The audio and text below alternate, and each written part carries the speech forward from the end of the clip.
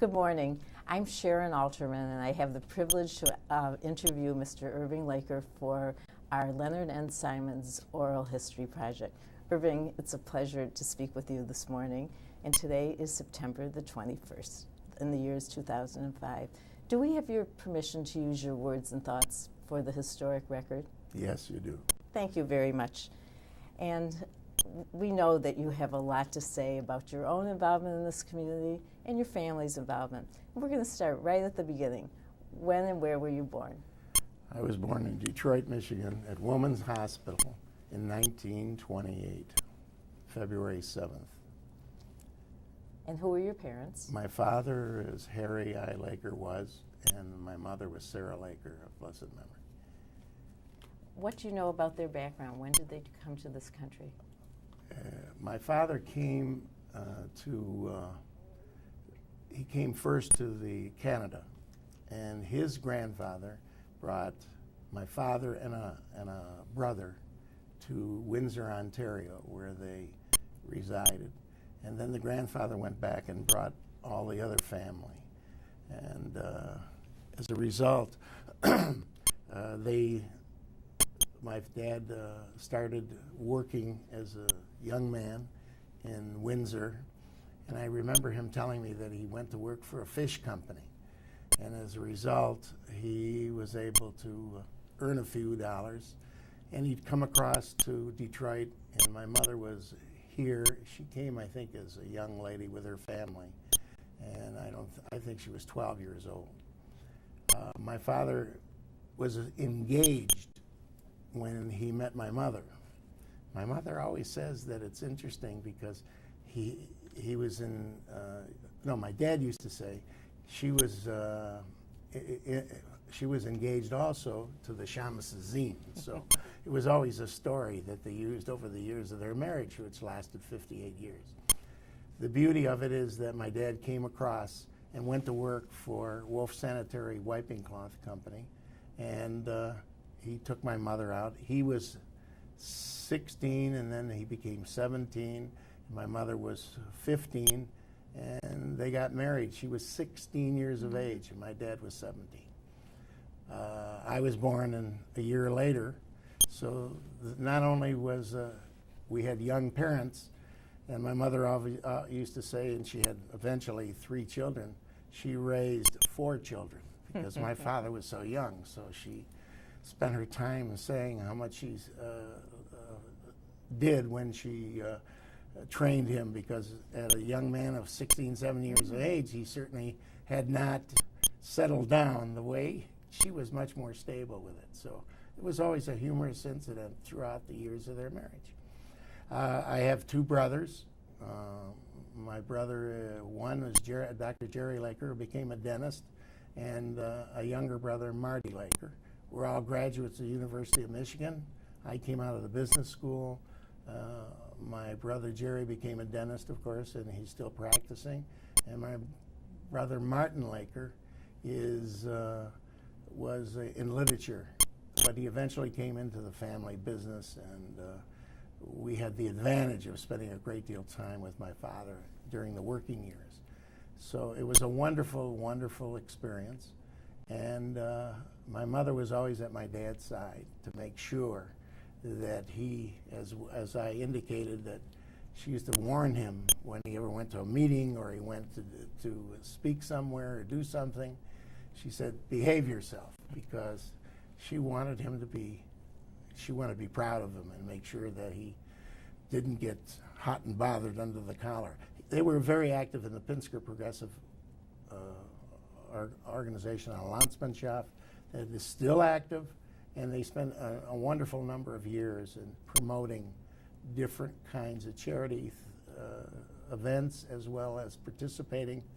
One particular one was a bond during the war, and World War II. They were in charge of the bonds for the United States, and they raised enough money so that they could have a aircraft put in the Pinsker Progressive Society's name. So it was a lot of those situations that they developed over the years of their participation.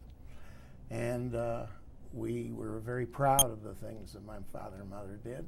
They played leadership roles, and they did so many things. Not only that organization, my father went on to, he was a mason, a master mason, and he wanted to achieve the top job in the lodge, which was worshipful master. And as a result of him trying to, you run for an office, and he took him 7 times before he could make the lowest rung of the chair. And my mother was distressed because so many times he went and he came home and he had lost the election. So she went and said, I'm going to do some research behind the scenes. And she went to some of the powers that be and indicated to them, I don't know why you don't let my husband become a master. He'll do a wonderful job. So she prevailed over the years, helping him, and then he became worshipful master. In 1952, he raised 62 candidates, which is part of the organization's strength. And he was an outstanding, dedicated president and chairman and a worshipful master. But that was the way he did things all his life. And I was fortunate because I could see the life that they led, and I was old enough because my middle brother, Dr. Jerry, he came 8 years later after I was born. And my younger brother came 15 years. So I had a head start in the relationship of our family. And they were always outstanding when it came to helping people and doing things. And in their ability financially to do things, they always helped. And we got a great leadership role from our parents and a great inspiration for what we felt was important. When you see it in your own family, you then are able to turn around and take the challenges of life and make them into beautiful things. But we had a wonderful upbringing. Do you know where your parents came from? My father came from Horjil, Poland, and my mother came from Kamenets-Podolsk, Russia. So they had a wonderful background of being in poverty and being in trying to make Jewish life important to the community and their family at that young age, each in their own families. So they blessed us and spent a great deal of time in communal living, and it was one wonderful experience and education for us. Where did you live as a youngster? When I was first born, I lived on Northwestern I lived with my grandmother on Delmar and Kniff in that community that was a flourishing Jewish community in 1928, 29. They lived with my mother's parents, and then they moved when my mother decided she needed her own place. So they moved to Northwestern Avenue. I grew up in that house, and I went to the school was it was called Thurkel at that time. Yeah, Thurkel. And then we moved again in before the 1930s. We moved to Clements Avenue, then Grand Avenue. And eventually, in 1941, my dad, which is an interesting story to tell, a good friend of his was Dave Richmond. And he had a builder that he was going to build a house in 1941. His name was Alex Belkin. And he said to, Alex Belkin saw my father and said, how about you want a house, Harry Laker? Because I'm building it for Dave Richmond, and I got a lot next door. So my dad says, well, that sounds pretty good. And he says, here's $25 as a down payment, build it. So he was very confident that he could do the things, and they did. And as a result, we lived on that home, 4019 Tyler, for a long time. And I grew up there. My brother Jerry was born, and then my brother Marty. So we had a long history on Tyler Avenue. You mentioned Delmar. Do you have any recollection of that very old Jewish neighborhood? Is it close to Hastings Street? Or? Exactly, Yeah. in that area. As a matter of fact, I could remember as I grew older that at that time, the Purple Gang used to spend a great deal of time on Westminster and what have you. So I was young, so I didn't know at the time what they did. But as I grew older, I found out what the history of the Jewish mafia was in that area. And then they went to 12th Street to there was a restaurant that they spent a great deal of time. Cream of Michigan, that's right. And Boesky's, you know, as time went on. So we had a nice life there. My dad worked for Wolf for 22 years. And he indicated that he'd like to try it on his own and see what he could do. And so in 1946, my father went into business, and it was called the Ace Wiping Cloth Company. And he had tremendous support with my mother because he had to work through during the day to go see customers and things he had to see. And at night there was a night shift, so my mother would come with 3 buses. She would make food for him and wrap it in towels and carry it from bus to bus. My younger brother, Marty, was born, and he was a little guy, so she used to take him with, and then they'd stay through the evening doing the production that was needed for the orders that they received that day, and she came home with my dad. So it was a good number of years that they worked that way until he achieved progress, and it was a wonderful experience that you could look back and look at the hard work that parents played, and they were leaders to their family and to themselves and had great respect in the community under the banner of the Pinsker, where he spent a great deal of time. They sound like wonderful people. They were inspiration, you couldn't believe. My father, as he went on later, he became president of Avasachem, which eventually was Beth Hakim, who is now merged with Adat Shalom. But the years that he participated and the things that he did, he always showed inspirational leadership. And he just had a knack for understanding, doing the right thing and achieving the goals that were set for the Jewish community, for the organization, and particularly for the synagogue. And it was always a lesson that you don't always learn at the time, but if you go back into the archives of your history of your family, you see how important those things are. And it was a wonderful, wonderful experience. So you came from a fairly religious home?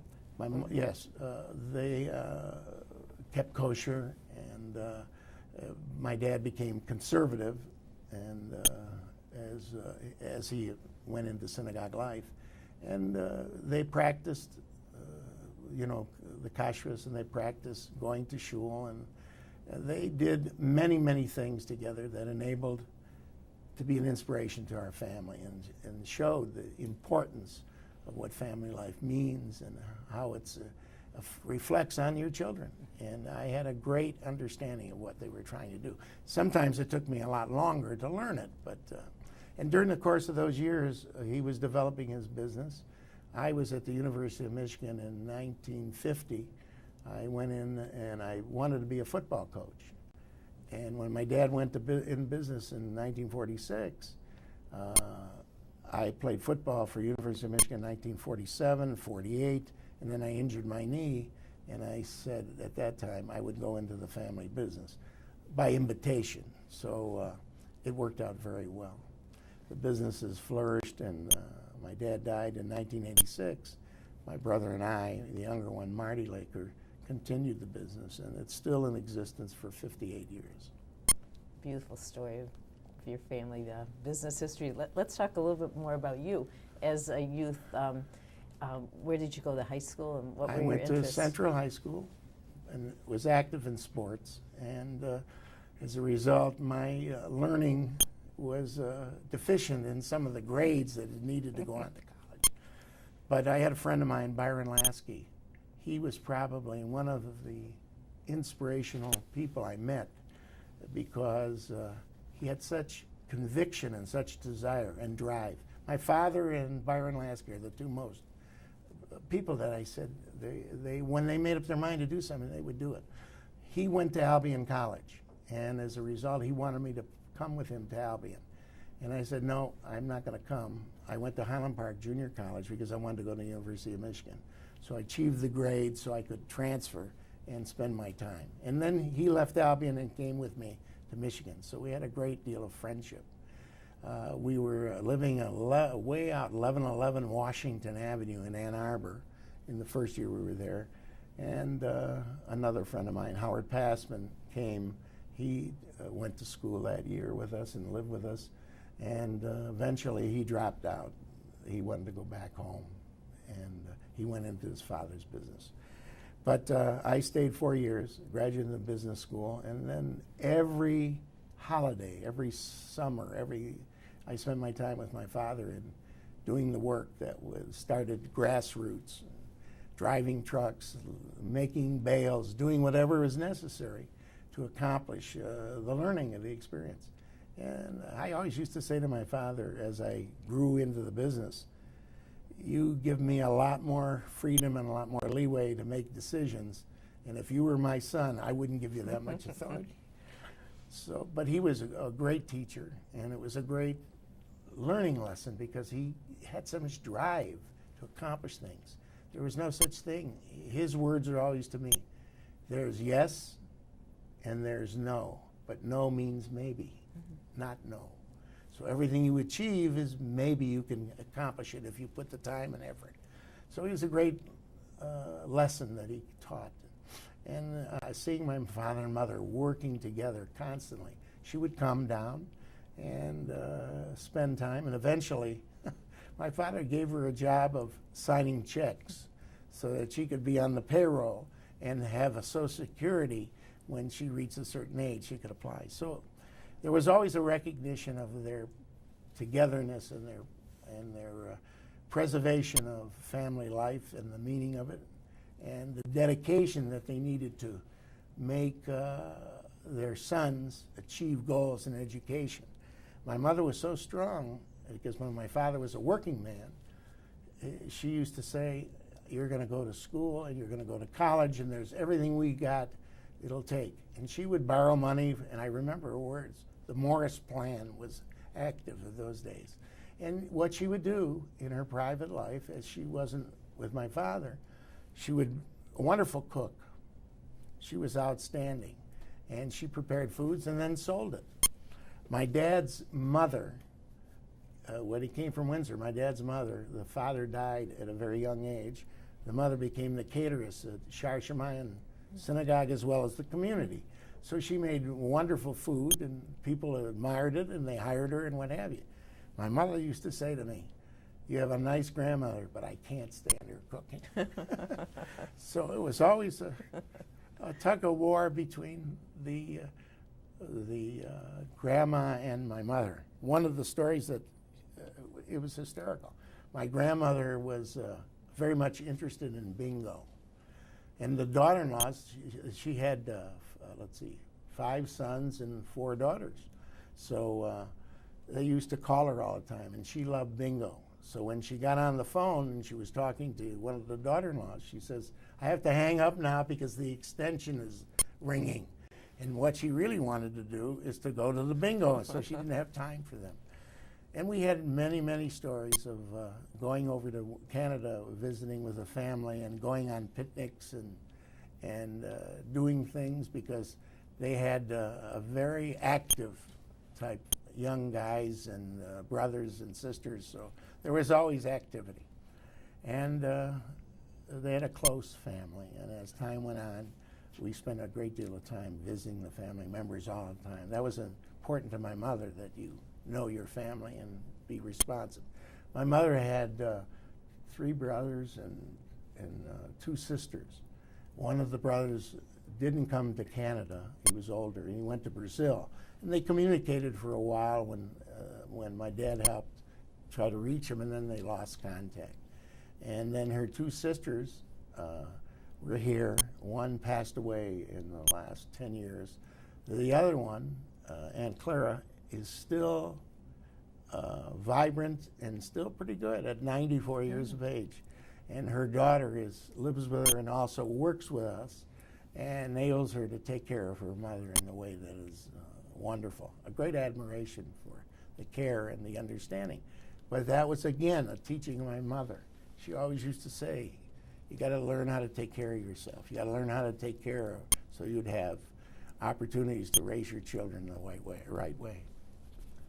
It's pretty remarkable that she started out as a 16-year-old mother and tremendous such common values. Sense. Tremendous common sense. And as they got more, as we grew, and my brother eventually became a dentist and the other one came into the business, we were able to turn around and achieve certain things that when you have young, energetic people in your organization, like my brother and I, and people that we hired, we were able to develop a business. And as the years of the business changed, we had to take on entertaining thoughts of doing other things. So in 1985, we bought a company that put us in the garment rental business. We bought a company to help our wiping cloth business, which was the nature of what we did, and they had 3 garment stops. And I remember talking to one of the competitors, Sam Cascade, who was a community laundry guy, and he indicated he'd buy those stops from us. Well, when we made the deal, he changed his mind, didn't buy the stops. So that put us into what we call the garment rental business. And we achieved in 13 years, because we sold it in 95, a tremendous amount of goals that we were able to put and market our products. And we were good at it because we understood how to deal with automotive plants, how to make sure that they got their uniforms. And we grew very fast. And in 95, we were able to sell it and bought back the wiper business, so that I explained to my brother, that's what I want to do. I want to have a place to hang my hat. As of today, at 77, I still go, still spend a great deal of time. Still active. My brother's there, and we have 3 major people that work with us to carry on. And we have done a great deal of success in trying to keep the business alive and cooking. And sooner or later, we'll pass it on to some of the people who have dedicated themselves to our work.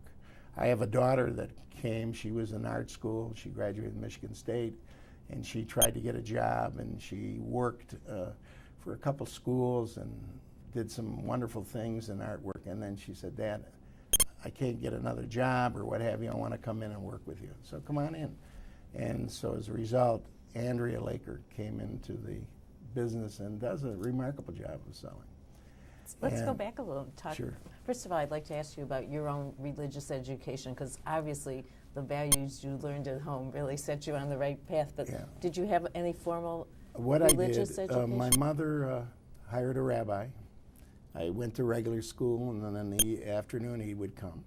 I remember it so vividly because I used to love to play baseball and what have you. So I'd go into the fields off Richton Avenue near Petoskey. There were a lot of fields that we used to play ball. And my mother would come running with the rabbi behind her to get a hold of me to come back home. And so I had to go do my Hebrew and what have you. So I grew with an individual teacher. Then I went to a Hebrew school on Clements Avenue. The rabbi was Rabbi Rosen at the time. And he had a classroom. And on the outside, there was a wall so we could play handball. So I was always athletic. So he had to come and get me to bring me back in to the classroom. And one thing in those days, when you had teachers that were rabbis, they also had a big stick to make sure that you attended to your responsibility and what have you. So my education was very outstanding from the standpoint of the rabbi's desire and my folks' desire to make sure that I had learning.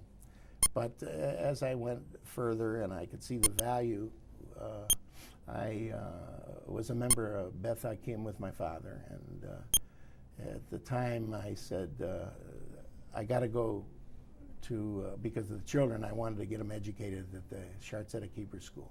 So I'm going to join there, and of course he was willing, let me feel comfortable doing it, because I would be disappointed if my son left me and not stayed with the Hebrew. So I went there, and eventually my kids, I have 2 daughters, Andrea and Kim, One is married now in Needham, Mass., and she's married to a wonderful son-in-law. I have a wonderful son-in-law, and I have two grandchildren that are terrific.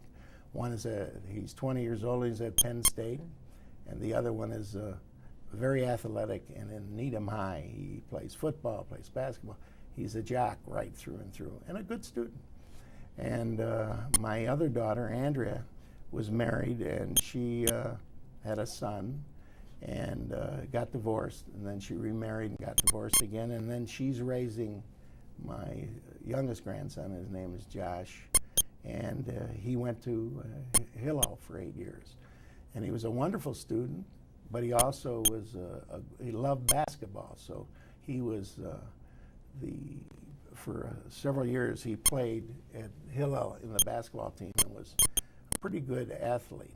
He then wanted to go to Country Day because of the great basketball history in the school, and I was preferring that he go to the Jewish Academy, but Andrea said that it's probably better that he's there where the disciplines of his education would be even more so.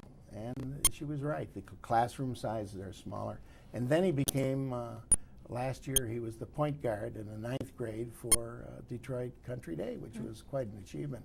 So I used to come back and forth from Florida, wherever I could, to see him play. One example is he was on vacation with us in Florida, and then he said to me, Grandpa, I got to go to, I got a game near Lansing. And so I said, well, we got to go to this bris in New York first. So we flew to New York, came back to Florida. Then we flew back to Michigan so he could play basketball, and flew back to Miami where we were staying, and he was able to turn around and get everything in. So he was a high flyer at that time. But he was a wonderful young man, and he has a great education that's coming to him. And my daughter's done an outstanding job of raising him by herself. So, and she appreciated the education of Hebrew, and my other one in Boston, the same way, appreciated. And they both helped in their synagogue life and dealing with the growth of their kids, but also helping other people. So, you know, they always used to say to me, well, I'm going to quit. You know, I have my bas mitzvah, and then I want to quit. And I said, okay, you're 13, or you want to quit? At 16, it's part of your education, you'll quit. If you quit your regular school, then you can quit your Hebrew school. If not, you graduate. So if you want to quit, you quit both, because it's education. So we kept them, well, I don't learn anything. I said, I know you learn. My job is to get you in the building. It's your job to do the rest. And we were able to get them to go through until they went through high school, Hebrew, and they got graduated. So we were proud of those achievements. And it was a wonderful, wonderful dedication that they had. Because when they went to other communities and got married, they were ahead of the game, because Shaare Zedek's educational school was terrific. And my daughter in Needham was very, very instrumental in making sure the kind of school that she went to in Boston and the area. And they achieved bar mitzvahs, and because she came married into a family that the disciplines of Hebrew and education were not as important as they are to our family. And she led the way, and I was proud of what she accomplished. And it was a wonderful, wonderful experience to know that I had a grandson that had his bar mitzvah and another one that had his bar mitzvah, because if she left it to her husband, chances are that might not have come to pass. So she was a force. Yeah. Let's talk a little bit about how you met your wife and your...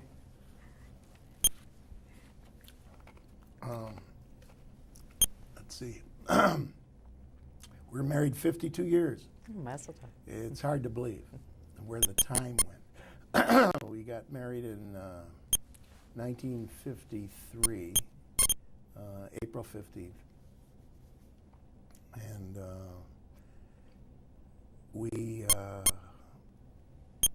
I was working with my dad, so we could afford one car.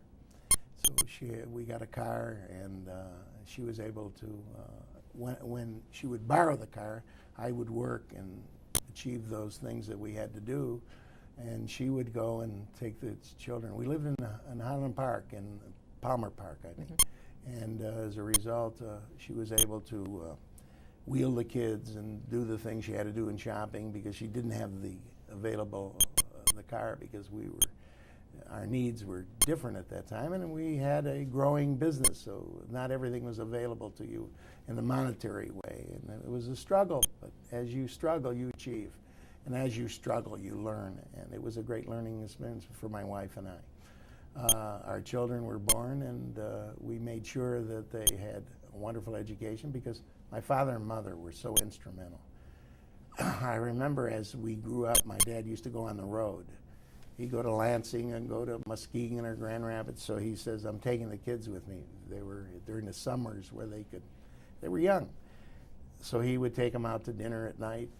And one of the things that, he was always singing in the car when they were driving, but one of the things that were so meaningful is he'd take them into a restaurant, and they had a band. So he used to go into the band leader and say, I got 2 wonderful young ladies that want to sing, and if you'll be so kind. So they'd bring up the stage, and my dad introduced them as Taka Machaya and Taka Metsia. That was their names to these people. So they always had a great time with the grandparents. They took them to New York, they took them wherever they could, and they had a wonderful education. That family life was meaningful. We probably don't always understand it at the time the things happen, but as you look back, you can really take and appreciate the kinds of learning experience you have when you have a close family and a meaningful family. My wife and I, as I said, celebrate the 52 years of marriage, and we were able to have a lifetime with my parents. And my brothers, as their children grew up. My brother Jerry has 3 daughters. One daughter is married to a Swiss national, who she was always outgoing, and he was in Israel where they met. And as a result, they have one son who's outstanding, going to have his bar mitzvah. That's his oldest daughter. And he has another daughter who's married to Stephen Winkler, who is in the building business and does 3 great young children, their grandchildren to my parents, are wonderful people.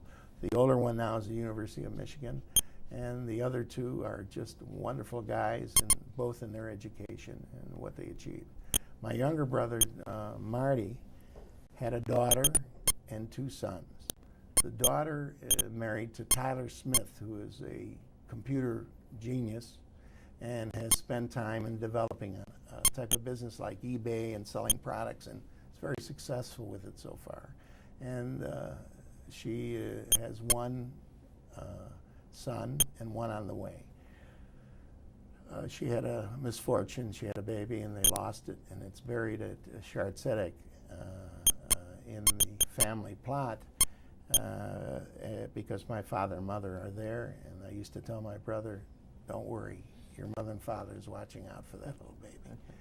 And then he has an older son who is finished medical school and trained in surgery and bariatrics, and he's a specialist in laparoscopic surgery. He's married, and they just had a new baby, and he's here in Detroit. Came back from New York and is at DMC creating different opportunities for surgery that he is. And he's very talented. The younger one also, my brother Marty's younger son is in orthopedic, he's in orthopedic surgery and orthopedic help for whatever the patient needs. And he has a wife he married who came from Rhode Island, and she's an OBGYN. So they're both in training at DMC also. And he hopes that they will stay here like the other one came back to work. So he's had a very, very successful educational results with his children. And I remember my mother and father saying to those young kids, and my brother and my sister-in-law, Renee, you must urge them to become doctors. Because you can be proud of those. Not that you're not proud of all your children, but a doctor always had a connotation in Jewish life that was very meaningful. So they achieved those kind of goals. So we've been very blessed with having family members who are participated in family life and are responsible to what they do, and they're also in communal life. My brother Jerry has been active at Chartzetic he's a president of the men's club. He and his wife are very active in other communal organizations. Dear friends, the Kellys, we're close to them, and they created a comparable home like the Jark home. And my brother has been assisting and helping wherever he can. And of course, our number of charities that we have gone as a result of my folks is number one, when they were married 50 years, we had a party. We had a luncheon at Beth Akim and a dinner at Chartzetic, and in their name we gave a scholarship to Beth Akim, and then that is merged with Adat Shalom. I want to introduce Reuben Isaacs, if I may, because he's been a family friend, and he's also been able to turn around, and through his advertising skills and his work, he's been able to help our family develop the kind of understanding that is needed. He's a very dear mentor to me now. Thank you. I buy that. Glad to have you here, Reuben. You can indicate about the scholarship that how many. When you've had it for over 30 years, probably given about $80,000 to send students to Israel. They apply for it, they write a brief, it's analyzed by a group, and then every so often, I would say we're giving it to this person, but there's another one there. It's so close. And he would simply say, okay, give it to him too. And so instead of having one every year, about every fourth year you had two. And it's still ongoing. It started at Beth Akim and it's now at Adat Shalom. And they do a good job of publicizing it and making it something worthwhile. Sending a child or two to Israel every year for a year of study, that is something. Part of the requirement also was, and Reuben was very instrumental in helping, was the fact that the young man or young woman would go to Israel. In the meantime, it was a requirement that they write to my mother and make sure that they could explain what they were doing, and we got wonderful letters that we got from the various students that went. And they had to come back a year later and come on the Bima and speak about their educational rewards in Israel. And some of the students that have gone there have been outstanding, and they've gone on to do wonderful things. So that's been a great deal of pride and pleasure to our family. We also, I know we got interested in the Jark home, and we dedicated in my family's name a home that's still present that has people living there, and my wife Beverly and Renee and Elaine all participate in going to the home and helping with whatever they can. Renee is a great horticulturist, so she spends time creating the flowers and the beautiful things that are there, and Beverly spends time talking to the various people that live in the Jark home. So we had a wonderful rewards for that. I can remember when I was asked to be a Bar-Lan chairman, and one of the Bar-Lan honoree. And one of the wonderful things that I was able to do because of David Hermelin, who was a great inspiration to so many people, but he was a great inspiration to me because he had time for everybody, and he always made time, and he had such wisdom in dealing with so many things. And he always called upon me if I could help him with different things and vice versa. We had the pleasure of Beverly and I being honorees at the Israel Bond program, and we had Jewish National Fund in honor of my father and mother, and created a forest in the years they were there. We were also very active with the Jewish Theological Seminary, where we made a dedication to New York, where I remember one student came back and saw the picture of my mother and father in the archives that they have there for the Jewish Theological Seminary. And of course, we've had our wonderful participation in the campaign and Ally Jewish Campaign and the Jewish Federation, wherever we could spend time and add to the dimensions that are necessary that would create a better Jewish community, and certainly whatever we could do to help with Israel. Larry Jack here has been a great inspiration to me, and he is, whenever it comes to Jewish life and to do the things, and he's achieved so much that I consult with him all the time on those things that are very important. In my religious endeavors at Shaare Tzedek, Myron Milgram, who was active in Jewish circles, his family was very dedicated to charities, and he was very dedicated in achieving, becoming a president of Shaare Tzedek. He helped me with the grassroots of developing my relationships in Shaare Tzedek. I became president of the men's club, I became president of the synagogue, and we've had a wonderful, wonderful exposure, my wife and I. And the present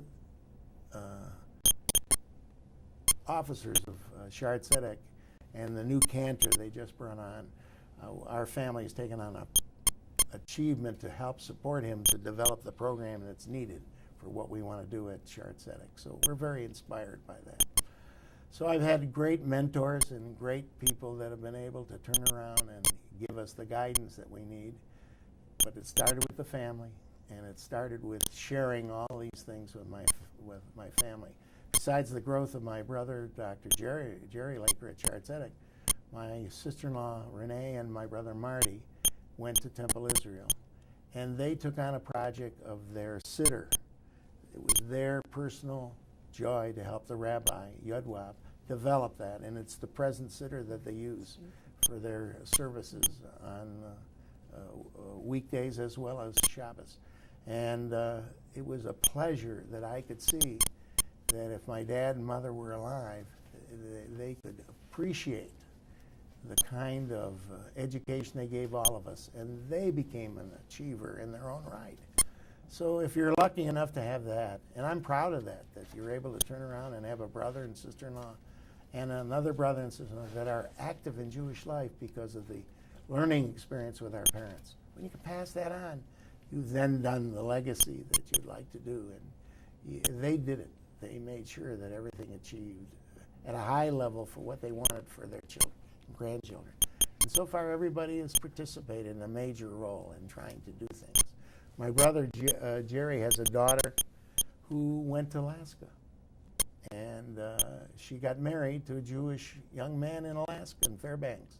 And she was able to turn around and create 40 acres outside the city, and they worked together, and they built their own house. They did their own things. She was an outdoorsman, graduate of Wisconsin, University of Wisconsin, and he was a graduate of Ohio State, and they developed such a wonderful, wonderful life that they love. With now she has one child, and he's there, and there's another one on the way. So we have so many plantings of family members in different aspects of life where we're turning around and making contributions to Jewish life in the various areas. And it's rewarding to see what your parents give you and excuse me, what you can carry on. Your family really left you a wonderful legacy, your parents. There's one more thing, well, there's several things I'd like Sure. to ask you about, but I know that you were very involved in the development of the Holocaust Memorial Center here, and I'd like you to talk about it a bit. Again, Myron Milgram had a great influence on my life, and he turned around and got us involved, and we were chairman for one of the dinners. And I believe it was one of the biggest attending dinners that we could ever achieve. And the beauty of it is that there was so much that you had to take from the history of Jewish people and pass on. And again, as you play the role, your offsprings understand and they learn as time goes on that this is the things that are meaningful. And having that history so it's embedded in your mind so it'll never happen again, that Jewish life becomes stronger and better. Now, we've dedicated the Wall of Faith at the Holocaust, where the old Holocaust building was. And the night that we did that dedication, we had a gathering of people. Rabbi Rosenzweig showed we had a little dinner and a little program, and my dad he had not feeling good, so I took him home, and the next morning, unfortunately, he died. Mm-hmm. But here's a case where you were able to dedicate the kind of Jewish life and the lessons of the Holocaust that he was a participant the night before his passing. So it was a great meaning. Again, you just don't exit Jewish life without leaving a mark that is so important to your own family and to the community by setting an example. So we have tremendous, wonderful feelings about those things that we did with the Holocaust. And just recently, in '97, you dedicated the Irving Laker Education and Youth Complex at Sharet-Zedek, which I'm sure you're very proud of. Yeah, we had a wonderful opportunity to, what was happening at Sharet-Zedek, we were in the northwest area of the community, but we were getting people that were moving further northwest, and the driving for the education and what have you from the members as well as the non-members that attended the Hebrew school, it needed something in that community as a temporary measure, because Sharet-Zedek had a wonderful facility, but it needed to have something where people could go and make it convenient. And we developed that, and it was an outstanding program and a labor of love. My wife was very instrumental, and she often tells me when she used to drive and see the students come out of the building, how happy it made her and how proud we were of what she participated with me in developing that school. And it's still in existence and still trying to do many more things. So we hope we can help in many ways with the Jewish community for education. You've made a great contribution there. One thing that we didn't talk about is the fact that you as a business, and this is a little bit, we're backing up a bit, but you talked a lot about your business, and you've been in Detroit a long time, which probably longer than most. I was born in 1928, and I've been here all my life. My activities have been as a result of influences on the parents in the community, and wherever we could help, we tried to help. In recent days, 7.5 years ago, I had prostate cancer. And what happened is I had to get treatment. Dr. Jeffrey Foreman was my doctor who treated me. And I remember we used to go down to Harper Hospital, and he had a mechanism and equipment that we used to take so it helped with the treatment. And unfortunately, there were 9 other people that I used to go, and they'd take the treatments. And I had it in the pelvis, the hips, and the shoulders, and it was embedded pretty good. But they'd go in for 5 minutes. I'd go in for a half hour for the treatments on the various things, but it was successful. I'm 7.5 years, and everything that we've done with Dr. Foreman's formula and catering and his wonderful way with people enabled me now to be, you're never cured, but what it is, it's arrested so that we are not able to have any problems. And that's 7.5 years, so we're very proud of that. Unfortunately, the people that I was with treatment, there were 10 of us, 9 are gone. So, it's another sobering experience in life where everything happens to you, and then you're fortunate because there's a destiny here. There's a destiny to do things that enable us to help so many other people, and we're doing it. Our family is very much dedicated in that way. You've done such good works throughout your family We're group. very proud of it, and we feel good that those things are available to us. Is there anything else that we haven't talked about that you'd like to mention? Well, as a result of my association with Dr. Foreman, he invited me to participate in the doctor's practice plan, where they have an organization of creating the kinds of things they want to do with income that they have. They created a foundation, and I'm on that group that take the earnings that they have and develop that and give it away to students and doctors and scientists. They have money coming out so they can develop other programs, and I'm a part of that program. which is a blessing because you could see what is needed to help in the practice of getting more scientific discoveries and helping to eradicate some of the diseases we have. And Dr. Foreman is an outstanding person, and even at his young age, he's been able to turn around and make a tremendous involvement. This past year, he was invited to Atlanta because of his nature as a doctor with patients. He won an award that's international and what have you. And he's a very dear friend. And I promised him when he was treating me, I said, when our new house was built 5 years ago, we will turn around, and that was before the Weisberg Center. We will help develop the funding by having a dinner and a program at our home, which we did, and we were able to turn around and help raise the money to build the Weisberg Center, which is on Northwestern. So again, every time you learn, it's because you have a family history and you must participate. And the rewards, you can't imagine how grateful I am that those things are available and that you could feel good. Because life is what you put into it, but also what you recognize. That's important. You've given so much back to this community, and we are very grateful. Is there a message you'd like to leave other than what you've already talked about, your family history and how important it is? Yes, I think one of the things that I ran into somebody, and he pointed out something for the Jewish community as a whole now in the Federation, that because of the decline in the economy in the Michigan market, many of our young people are moving to other areas.